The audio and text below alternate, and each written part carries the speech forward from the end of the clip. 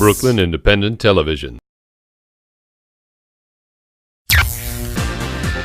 I'm Brian Vines. Welcome to Brooklyn Review.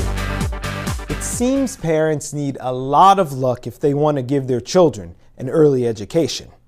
City officials report the number of pre-kindergarten applications in New York City greatly outweigh the number of available seats.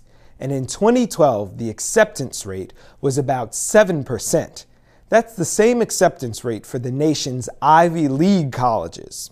As a result, many parents are forced to find other ways to get their children the education they need. Melissa Rose Cooper has more. This year, we're actually adding 4,000 additional full-day seats across both the public schools and the community-based organizations. Parents recently attended information sessions like this throughout the city to find out how to register their children for pre-kindergarten. But it's a process that isn't easy for many. The whole idea that there's universal pre-K, which is free, but there are almost no spots, at least where I live, and I was told it's almost not even worth applying because the chances are so slim.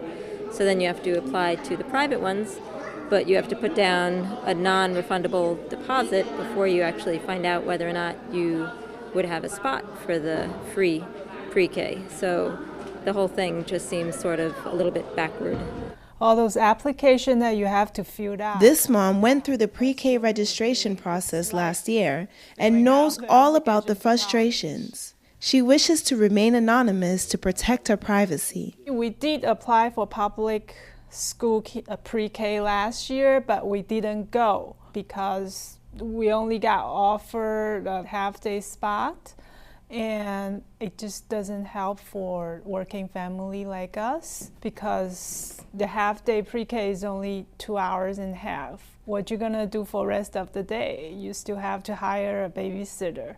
So that didn't help. So we end up sending her to private school full-day program. And of course, that costs us a lot of money. She says private schooling can cost anywhere from about $5,000 to $30,000 a year for a child. To try and avoid the same fate next year when her child starts kindergarten, she's using her husband's parents' address to try to get into a good school. I know using someone else's address, using grandparents' address is illegal, but you do what you need to do for your child's education.